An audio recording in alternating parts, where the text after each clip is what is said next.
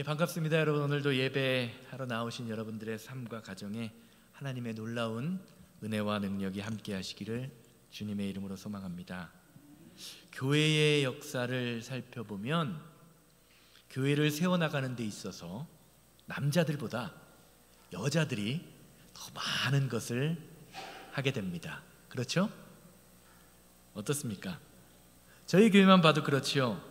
오늘 추수감사절을 맞아서 여선교회에서 음식도 준비하고 강단 장식도 하고 교회 중요한 모든 부분에서 여자분들이 아주 중추적인 역할을 감당하는 것을 보게 됩니다. 그런데 성경을 보면 성경 당시의 사회적인 구조 때문인지 성경에서 여자가 주인공이 되는 경우가 많지가 않습니다. 혹시 성경 66권 중에서 여자가 주인공인 책이 있는데요, 여자가 주인공인 책이 몇 권이나 되는지 아십니까? 2개가 있어요. 2개. 바로 오늘 우리가 읽은 룻기와 에스더서 2개가 있습니다. 그 중에 오늘은 잠시 룻기에 관한 말씀을 나누고자 합니다. 우리가 다 아는 것처럼 룻기라는 책은요, 남편을 잃은 이방 여인이 자신의 고향인 모압을 떠나서 시어머니의 땅 이스라엘에서 겪는 그런 일들을 쓴 글입니다. 성경이 쓰여질 당시에 과부는 고아와 함께 사회에서 가장 연약한 사람으로 취급을 받았던 존재입니다. 그렇기에 룻기가 하는 룻의 이야기는 세상에서 가장 불쌍하고 연약한 여인이 자기에게 주어진 어려움과 고난을 극복하고 나중에 이스라엘의 왕인 다윗의 증조 할머니가 되는 아주 감동적인 해피엔딩의 스토리다라고 이야기할 수 있습니다. 이런 점에서 룻의 이야기는요, 사람들이 읽고 야, 참 재미있다라고 느낄 수 있는 문학작품으로 본다고 해도 그 스토리와 짜임새가 완벽한 글이라고 여겨집니다. 그래서인지 유대인들 히브리 역사 속에서 룻기는 사사기와 열왕기, 역대서와 같은 역사서로 분류되는 것이 아니라 욥기, 잠언, 시편과 같은 지혜서다, 성문서로 분류됩니다. 그 이유는 욥에 나오는 그 등장인물들 룻을 비롯해서 오르바, 기럨, 말론과 같은 그 모든 사람들의 등장인물이 가지고 있는 특이한 이름의 뜻 때문입니다.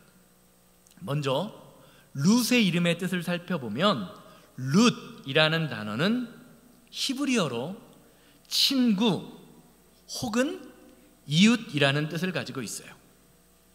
그런데 원래 룻은 어떤 사람입니까? 이스라엘의 원수 나라인 모압 사람입니다. 그렇기 때문에 일반적으로 룻이라는 이 여인은요, 이스라엘의 친구나 이웃이 될 수 없는 사람입니다. 그런데 룻기를 처음부터 끝까지 다 읽고 나면 룻은 이제는 더 이상 원수의 나라 사람이 아닌 친구와 이웃으로 느껴지는 것을 볼 수 있습니다. 아니, 더 나아가 이스라엘 역사 가운데 빠져서는 안 될 핵심 인물이 이방인 가운데에서 나오게 된다는 것을 성경은 증거하죠. 반면에 룻의 선윗동서인 오르바라는 사람은 어떻습니까? 오르바라는 사람의 이름의 뜻은요, 뒤돌아서는 사람, 뒤돌아서는 사람이란 뜻입니다. 사실 성경을 살펴보면 오르바도 그렇게 나쁜 사람은 아닌 것을 알 수 있어요. 처음에는 어떻습니까? 룻과 시어머니가 이스라엘로 가서 이스라엘의 하나님을 섬기겠다고 하자 처음에는 오르바도 룻과 시어머니와 함께 이스라엘로 가겠다라는 결단을 합니다. 그런데 그때 시어머니가 이야기하죠. 내가 너희들을 책임질 수 없으니 돌아가는 것이 어떠니? 라는 그런 권면을 하자 나오미와는 다르게 나오미의 그 말에 룻과는 다르게 집으로 돌아가는 현실적인 선택을 합니다. 사실 룻기를 묵상하다 보면 오르바라는 사람이요 룻보다는 저와 여러분들의 삶, 저와 여러분들의 인생과 비슷하지 않나라는 생각을 하게 됩니다. 왜 그렇습니까? 왜냐하면 우리는 늘 현실이라는 벽에 부딪혀서요 하나님의 말씀에 뒤돌아 행하는 그런 모습이 저와 여러분들의 삶 가운데 있기 때문입니다. 한번 오르바의 모습을 생각해 보세요. 오르바가 그렇게 나쁜 사람인가요? 그렇게 비난받아야 할 행동을 한 사람입니까? 아닙니다. 더 재미있는 것은요 룻과 오르바의 남편인 말론과 기륜이라는 이름의 뜻입니다. 이 두 사람은요 모두 결혼은 했지만 자녀를 두지 못한 채 일찍 죽었습니다. 그래서인지 성경은요 이들 이름의 뜻을 무엇이라고 이야기하냐, 말론이라는 사람의 뜻은요 이름의 뜻이요 질병을 가진 사람, 병이 있는 사람이라는 뜻이고요 기륜이라는 사람의 이름의 뜻은 사라지다, 소멸되다 라는 뜻을 가진 사람이라고 설명합니다. 그러니까 우리는 성경을 읽어도 이 사람들의 이름의 뜻을 보면서 어떤 것인지 잘 알지 못하지만 이스라엘 사람들은요 룻기에 나오는 이들의 모든 등장인물들의 이름을 보면서 기륜과 말론이 곧 질병에 걸려서 아파서 죽겠구나라는 것을 쉽게 예상할 수 있다라는 거죠. 이렇게 등장인물들의 상징적인 뜻을 볼 때에 룻기는요 이 글을 읽는 사람들에게 특별한 메시지를 주기 위한 것이라고 유대인들은 생각하는 것입니다. 그런데 이렇게 특별한 메시지를 지닌 룻기를 가만히 살펴보면요 사람과 사람 사이에 느끼는 사랑, 우리말로는 정이라고 하지요. 이것을 느낄 수 있습니다. 저만 해도 그렇게 극심한 가난을 겪어본 세대가 아니라 가난이라는 그 어려움에 대해서 잘 이해하지 못하는 것이 사실입니다. 그런데 아침을 먹으면서 점심과 저녁을 뭘 해 먹어야 하나라는 걱정을 해보셨던 저희 부모님들의 세대, 어떤 분들 고개를 끄덕끄덕거리시는데 다 그런 고민 해보셨을 거예요. 저희 부모님들 세대 되시는 우리 권사님들의 이야기를 나누다 보면요 이런 일들이 실감을 하실 겁니다. 그런데 저희 부모님의 세대들, 특별히 저희 권사님들의 세대들과 이야기를 나누다 보면요 한결같이 이분들이 하시는 말씀이 있어요. 그 말이 뭡니까? 옛날에는 가난했는데 그래서 내일 무엇을 먹을까, 무엇을 입을까 걱정하는 신세였지만 그때가 더 행복했다. 그 가난함 속에 이웃 간에 느낄 수 있었던, 성도들 간에 느낄 수 있었던 따뜻한 마음이 있었어 라는 것을, 그렇죠? 이야기하시는 것을 보게 됩니다. 여러분 어떠세요? 예전에는 가난했지요. 그렇지만 가난함 가운데에서 느꼈던 행복과 만족감이 있지 않으셨습니까? 지금은 누리지 못하는 그런 행복이 있었다라는 생각을 해보시지 않으셨나요? 요즘은요 마트에 가면 어떻습니까? 사과 하나, 콩나물 하나를 사도요 몇 파운드, 몇 온스, 완벽하게 계산을 해서 가격을 매깁니다. 그렇죠? 아니, 이미 봉투 안에 장사를 하시는 그 사장님들이 이미 무게를 다 재나갔고요. 그 봉투 겉에 뭐가 붙어 있어요? 가격이 딱 붙어 있습니다. 이것이 오늘날 우리가 살아가는 이 시대의 계산 방법입니다. 정확하죠? 한치의 오차도 용납하지 않습니다. 그런데 다들 기억하시잖아요. 옛날에는 어땠죠? 옛날에는 어땠어요? 옛날엔 이렇지 않았습니다.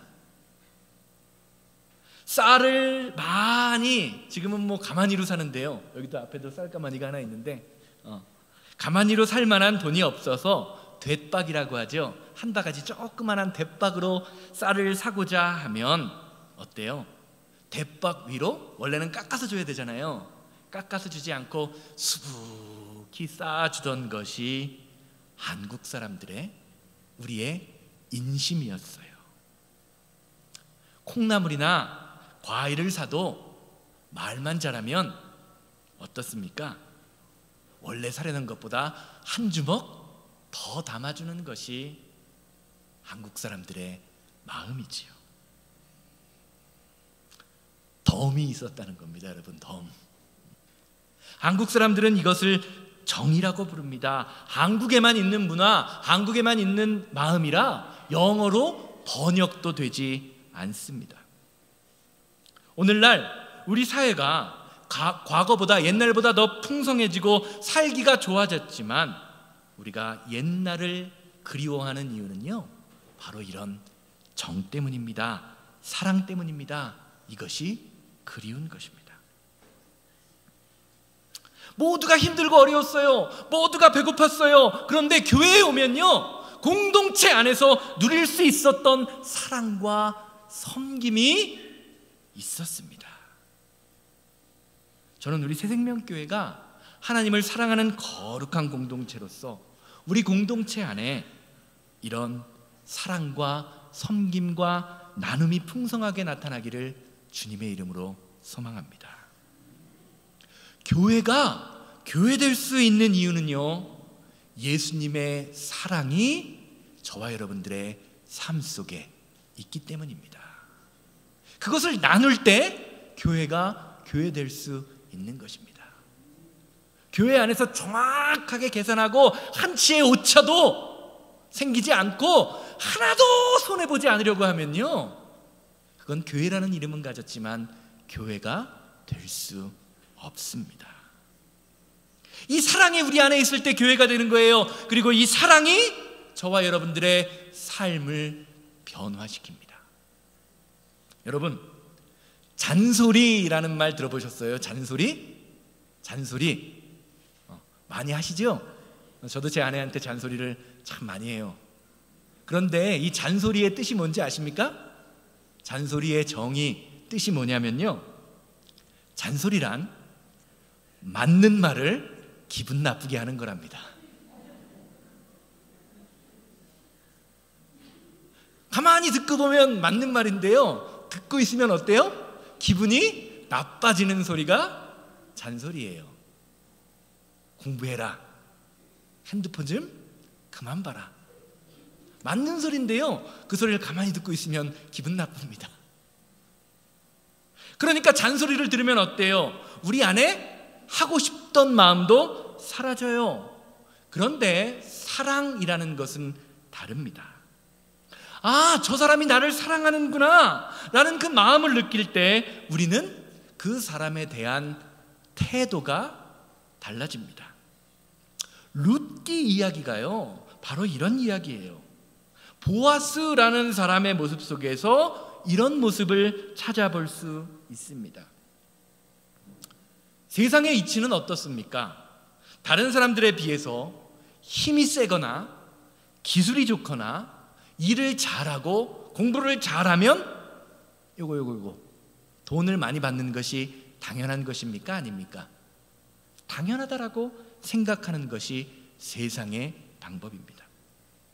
그래서 물건을 살 때 내 주머니에, 내 크레딧 카드에 돈이 많이 저장돼 있으면 어떻습니까? 돈이 없는 사람들보다 더 선택의 범위, 살 수 있는 범위, 쓸 수 있는 범위가 많아집니다. 그런데 이런 모습 속에는요, 사랑이 없다는 거죠. 성경이 말하는 사랑이란 연약한 사람, 불쌍한 사람을 바라보면서 연민을 느끼는 마음입니다. 불쌍히 여긴다라는 거죠. 일을 잘 못하는 사람이 있어요. 그럴 때 잔소리는 뭐예요? 일을 잘 못하는 사람을 볼 때 잔소리하는 건 뭐예요? 야, 너는 왜 이렇게 일을 못하냐? 그렇게 일을 못해갖고 벌어먹고 살 수나 있겠냐? 라는 것, 이것은 잔소리입니다.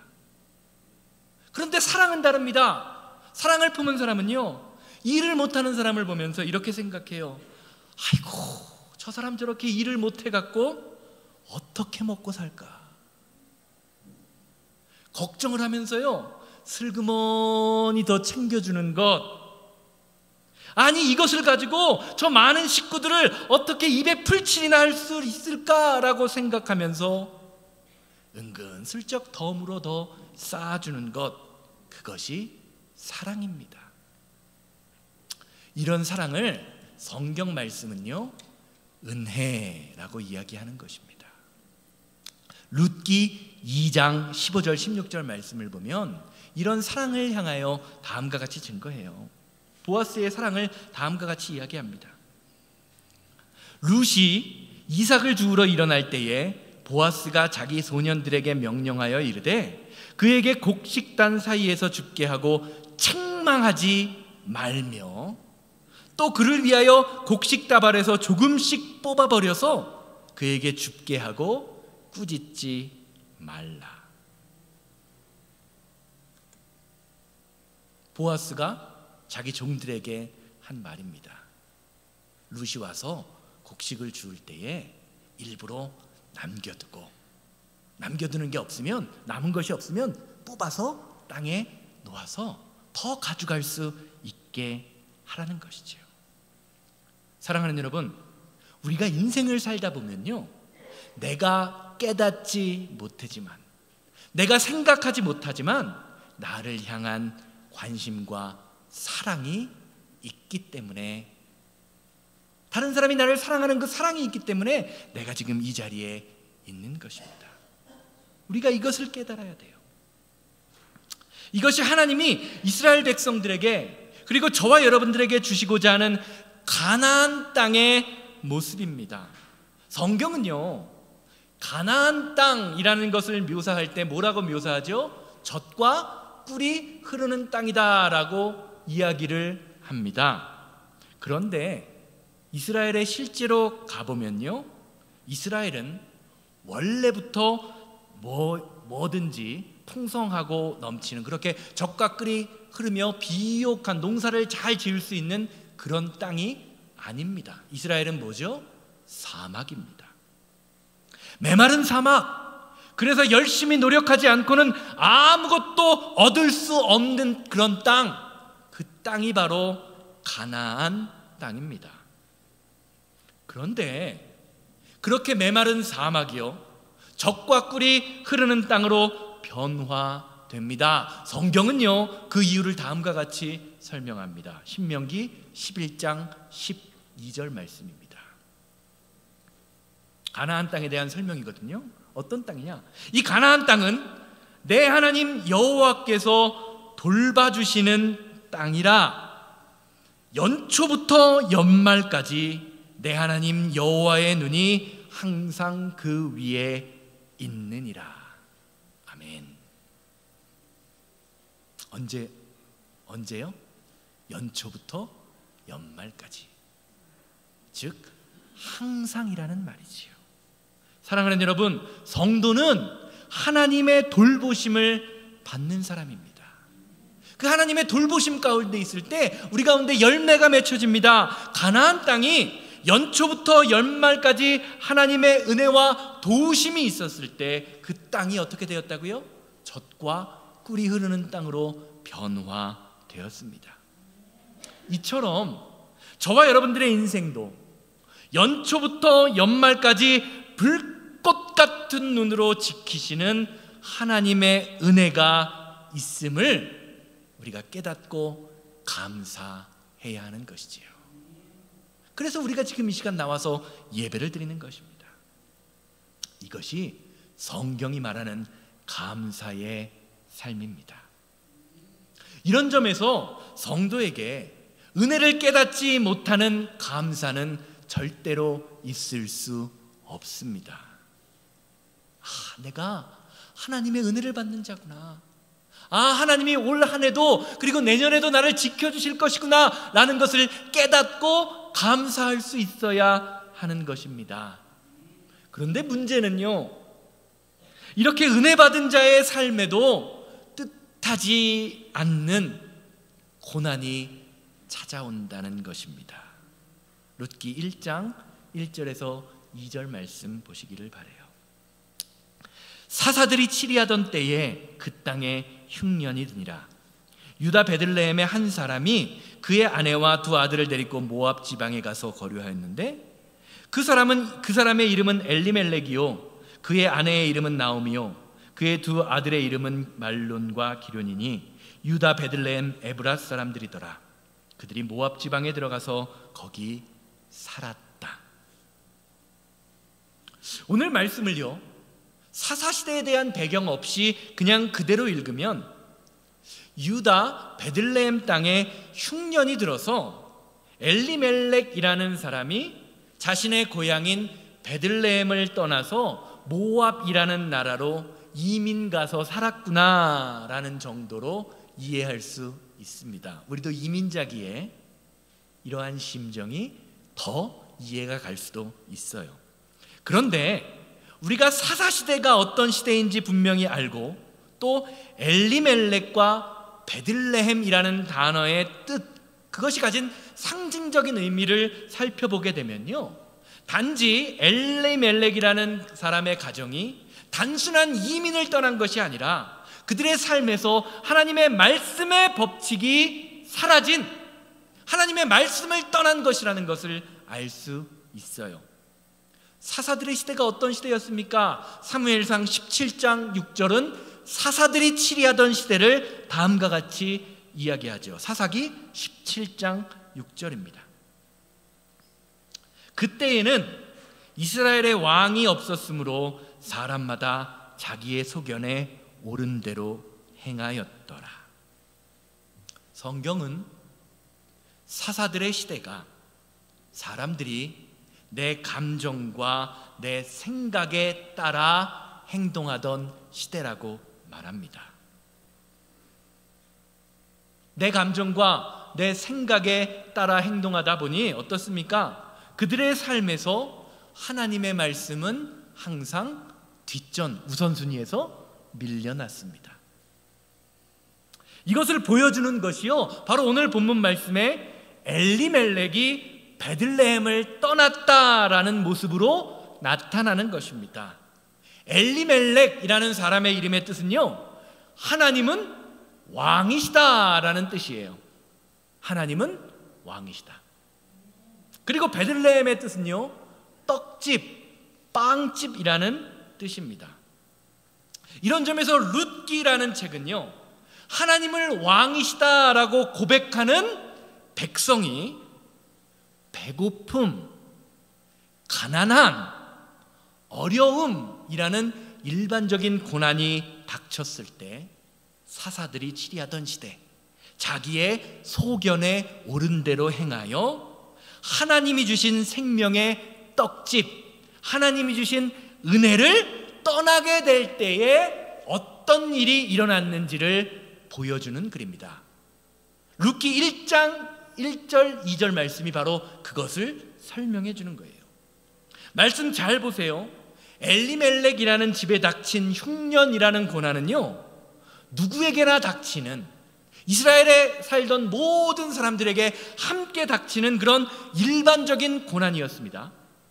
그런데 그런 고난 속에서 나는 하나님을 왕으로 모십니다, 하나님은 나의 주인이십니다 라고 고백하는 사람이요, 하나님의 말씀을 붙들지 않습니다. 하나님이 있는 곳, 하나님이 은혜를 주신 곳, 하나님의 떡이 풍성한, 말씀이 풍성한 그 집을 떠나 어디로 가죠? 세상을 향하고 이방인의 나라로 향하고 있습니다. 그때 어떻게 되었죠? 하나님의 사람이 믿음으로 살지 않을 때 그의 힘으로는 감당할 수 없는 고난이, 어려움이 닥치게 되었다라고 증거하는 것입니다. 3절에서 5절 말씀 보세요. 나오미의 남편 엘리멜렉이 죽고 나오미와 그의 두 아들이 남았으며 그들은 모압 여자 중에서 그들의 아내로 맞이하였는데 하나의 이름은 오르바요 하나의 이름은 루시더라. 그들이 거기에 거주한 지 10년 즈음에 말론과 기럨 두 사람이 다 죽고 그 여인은 두 아들과 남편 뒤에 남았더라. 사랑하는 여러분, 성경이 말하는 자기의 소견대로 행함의 결과는 무엇이었습니까? 죽음이었다라는 겁니다. 그런데 오늘 말씀의 배경을 제대로 살펴보면요, 이스라엘, 아까 제가 말씀드렸던 이스라엘 백성들이 살아갈 삶의 원칙 안에서 살펴보면요, 이렇게 자기 소견대로 행한 것이 단지 엘리멜렉 가정만의 문제가 아니라 이스라엘 백성들 전체에게 있었던 사회적 문제였음을 성경은 이야기하고 있는 것입니다. 레위기 19장 9절에서 10절 말씀 보세요. 너희가 너희 땅에서 곡물을 거둘 때에는 너희 밭 모퉁이까지 다 거두지 말며 내가 거둔 후 떨어진 이삭도 줍지 말며 내 포도원의 열매를 따지 말며 내 포도원에 떨어진 열매도 줍지 말고 그것을 가난한 자와 거류민을 위하여 남겨두라. 나는 너희 하나님 여호와라. 제가 말씀을 시작하면서 한국 사람들에게 존재했던 그 가난함과 어려움과 힘들고 어려운 삶 가운데에서 존재했던 한국 사람들의 그 사랑, 정에 대해서 말씀드렸는데요, 방금 읽은 레위기 말씀도 같은 말씀입니다. 하나님께서 이스라엘 백성들 그 가나안 땅에 살 때에 하나님의 백성들, 이스라엘 백성들이 가져야 할 삶의 원리가 무엇이다? 바로 레위기 말씀, 방금 읽은 말씀을 통하여 말씀해주고 계세요. 뭐죠? 가난하고 연약한 자를 섬기고 나누고 베풀라는 겁니다. 그런데 오늘 말씀을 가만히 살펴보면 하나님을 왕이라고 고백하는 엘리멜렉 가정이 뭐 때문에 떠나죠? 배가 고파서 하나님의 생명이 넘치는 떡집 베들레헴을 떠나려고 하는데요, 아무도 붙잡는 사람이 없어요. 아무도 도와주는 사람이 없습니다. 하나님의 나라, 하나님은 왕이시다, 하나님의 백성이라는 이름은 가졌지만 하나님의 말씀과는 상관없는 일들이 이스라엘 가운데에서 일어나고 있었다라는 것을 성경은 증거하고 있는 것입니다. 제가 아는 목사님께서 지난해에 아마 말씀을 드린 것 같기도 한데요, 목회를 하다가 암에 걸려서 돌아가신 하나님의 부르심을 받은 목사님이 계십니다. 돌아가시기 전주, 그러니까 오늘, 지금 이 시간이라면 오늘 이 시간 강단에 서서 건강한 모습으로 설교를 하셨는데요, 갑자기 월요일 날 경과가 나빠지셔서 다음 주에는 설교를 못 하시고 그 주중 금요일 날 돌아가셨어요. 목사님과 가족들이, 그리고 많은 성도들이 슬픔 중에 장례를 치르고 있었습니다. 그런데 장례 도중에요, 교회 임원들이 문상을 왔습니다. 그리고 사모님을 조용히 불렀대요. 뭐라고 말했을까요? 사모님, 가능한 한 빨리 사택에서 짐을 빼주세요. 이사가 주세요. 어디서요? 장례를 치르고 있는 장례식장에서 그런 말씀을 하셨더라고 합니다. 교회 임원들이요, 사모님과 남은 두 딸들이요, 사택에서 안 나갈까 봐 걱정이 됐던 거예요. 그 말을 듣고요, 어떤 분이 이런 말씀을 하시더라고요. 믿지 않는 사람들도 장례식에서는 그런 얘기 안 합니다. 그렇죠? 믿지 않는 사람들도요, 상중일 때는 그런 얘기 하는 게 아니래요. 이게 오늘날 교회의 모습이라는 겁니다. 그런데요, 또 이런 교회도 있더라고요. 제 후배가 목회를 하는 교회입니다. 그 교회에서 한 집사님이 열심히 사업을 하시다가 쫄딱 망하셨습니다. 열심히 사업을 해도 망할 수 있잖아요. 그래서 그 집사님이 교회를 찾아와서 목사님께 이런 상담을 했대요. 목사님, 제가 다음 주부터 교회에 못 나올 것 같습니다. 완전히 망해서 이제 아무것도 없어요. 그래서요, 제가 이 교회를 사랑하고 이 교회에 다니고 싶고 성도님들을 너무 사랑하지만 머무를 돈이 없어서 멀리 시골로 이사를 가야 할 것 같습니다. 그 말을 듣고요, 제 후배 목사님이요, 마음이 너무 무겁더래요. 함께 울고 웃으며 예배하던 가족이 사업이 망해서 이사하는 것을 지켜보는 마음, 그래서 함께 예배하고 싶은데, 함께 찬송하고 싶은데, 함께 기도하고 싶은데 집이 없어서 이사를 가야 하는 그 집사님을 보면서 마음이 무너졌대요. 그런데 가만히 기도하던 도중에요, 하나님께서 목사님에게 이런 마음을 주시더래요. 아무개 목사야, 너희 성도들이 있잖아, 너희 형제들이 있잖아, 너희 식구들이 있잖아. 그래서 다음 주일날이요, 교회 임원들을 모아놓고 그 상황, 그 집사님의 상황을 이야기하셨대요. 아무개 집사님이 망해서 아무것도 남지 않았다고 합니다. 그래서 이제 이사를 가셔야 합니다. 어떻게 하면 좋을까요? 그러자 한 성도님이요, 이런 말씀을 하시더래요. 아니, 우리 교회가 어른만 한 200명 정도 출석하는데 성인 한 명당 100만 원씩만 구제연금하면 2억 원이 됩니다. 2억이 되는데 기도하면서 한번 우리 한 명당 100만 원씩만 헌금합시다 라고 해서 그분을 구제하는 것이 어떻습니까? 그런 이야기를 하시는 분이 있더래요. 그래서 교회에 바로 다음 주에 광고를 하고 구제헌금을 거뒀다라고 합니다.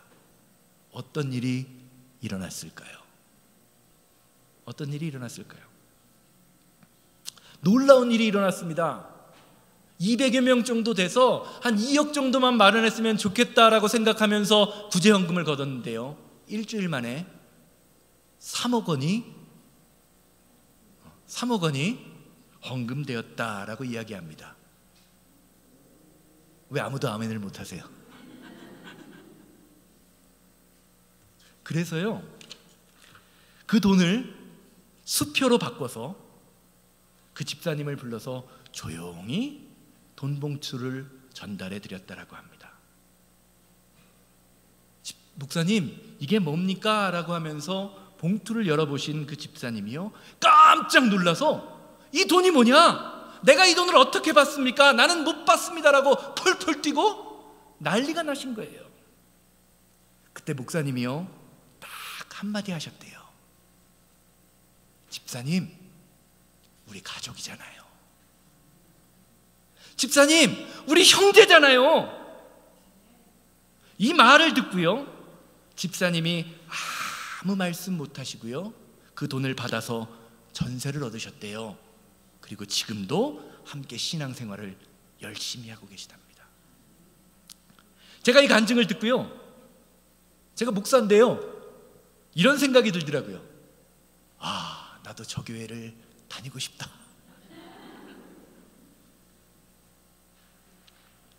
(2억 3억을) 받고 싶어서가 아니라 내가 주는 자가 되어도 좋으니까 그 사랑, 그 은혜를 한번 느껴보고 싶다라고 하는 생각 때문이에요.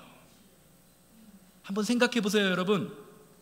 2억을 받은 분이 행복했을까요? 아니면 그 2억, 3억을 만들어주신 교회의 성도님들이 더 행복했을까요? 어떤 사람이 더 행복했을까요?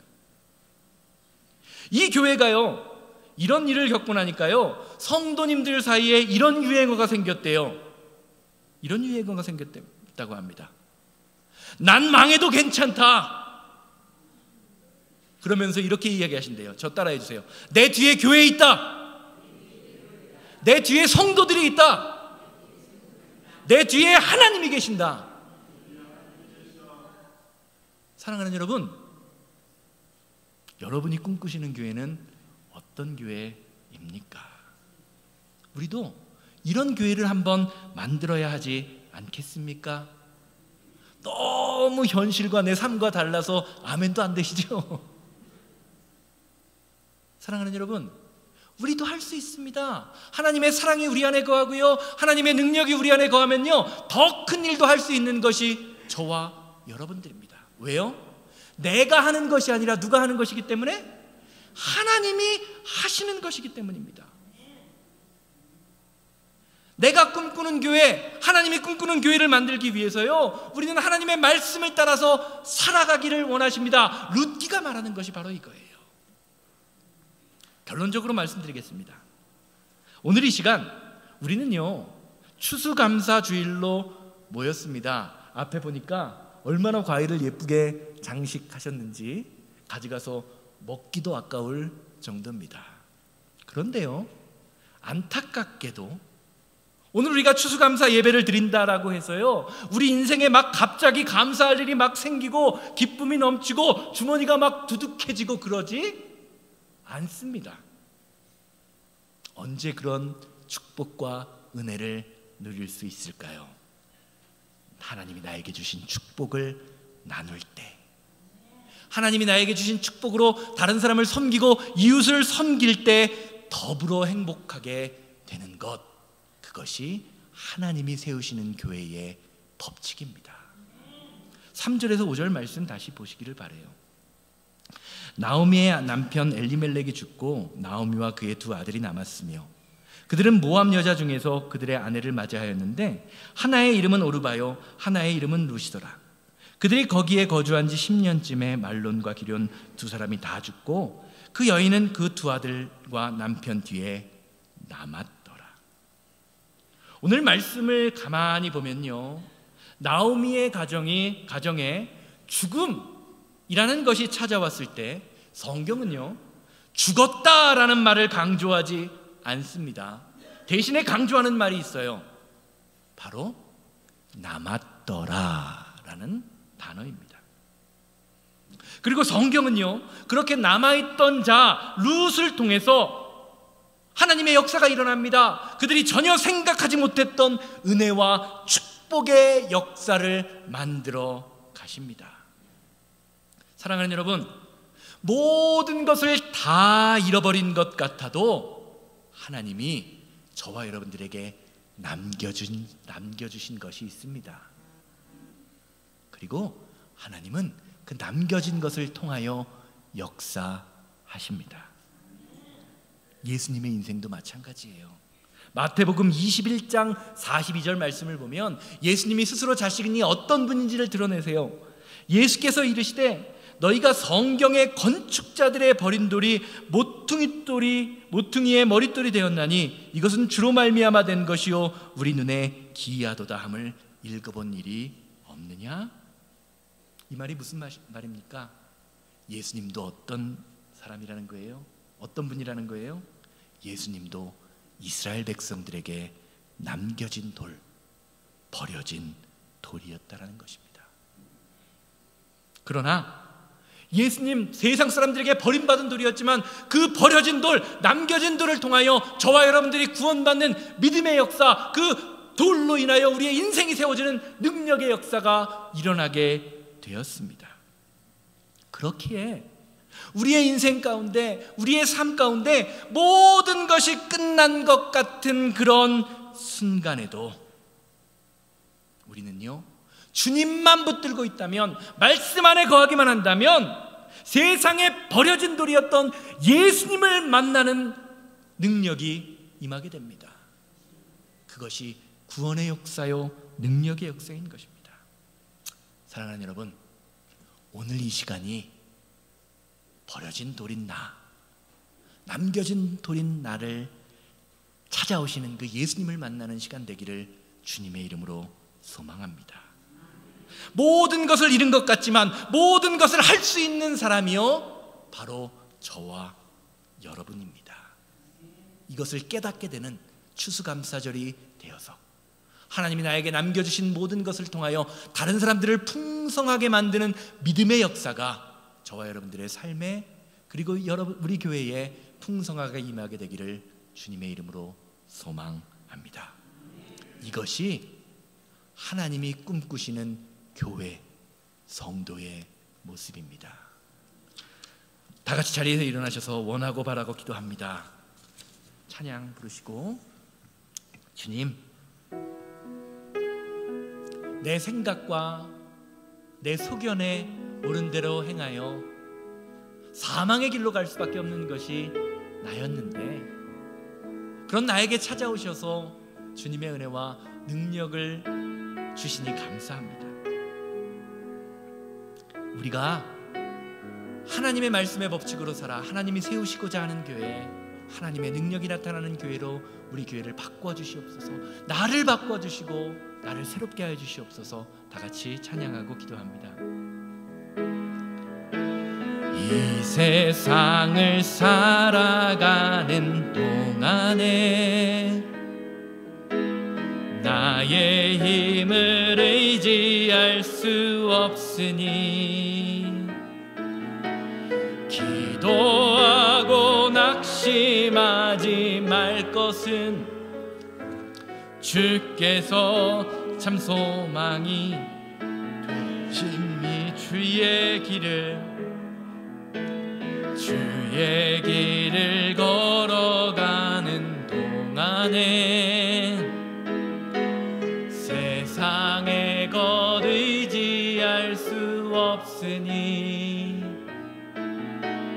감사하고 낙심하지 말 것은 주께서 참 기쁨이 되심이 하나님의 꿈이 나의 비전이 되고 예수님의 성품이 나의 인격이 되고 성령님의 권능이 나의 능력이 되길 원하고 다 같이 주여 한번 외치고 기도합니다.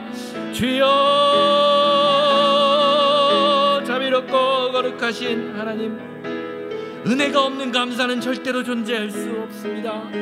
내 소견에 내 옳은 대로 세상의 방법을 따라가며 살아가는 인생이 아니라 아버지 하나님의 친구가 되어 많은 사람들의 이웃이 될 수 있는 귀한 은혜와 능력이 오늘 예배하는 모든 성도님들 가운데 일어나게 하여 주시옵소서.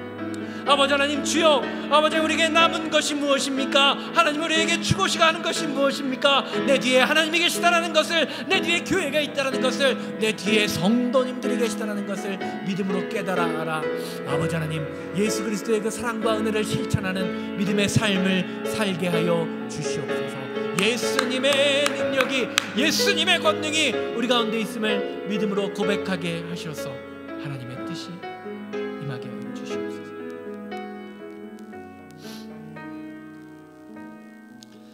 하나님, 우리가 인생을 살다 보면 내 뜻과는 다르게 인생의 흉년을 만날 때가 있습니다. 그렇게 어렵고 힘든 순간 가운데에서 내 뒤에 하나님이 계시다라는 것을, 내 뒤에 교회가 있다라는 것을, 내 뒤에 나와 함께하는 형제 자매들이 있다라는 것을 믿음으로 고백하게 하여 주시고, 이제는 더 이상 내 소견에 오른 대로 세상의 법칙을 따라 사는 것이 아니라 하나님이 세우고자 하는 교회를 위하여 하나님의 말씀을 순종하게 하여 주시옵소서. 이제는 우리 주 예수 그리스도의 은혜와 아버지 하나님의 거룩하심과 성령님의 감화감동 역사하심이 예배를 마치고 삶의 자리로 돌아가 하나님이 나에게 허락하신 것을 베풀며 나누며 살아가는 그 삶을 살아가기 원하는 우리 성도님들의 삶과 가정과 사업장 만나는 모든 사람들 위해 이제부터 영원토록 함께 있을지어다. 아멘.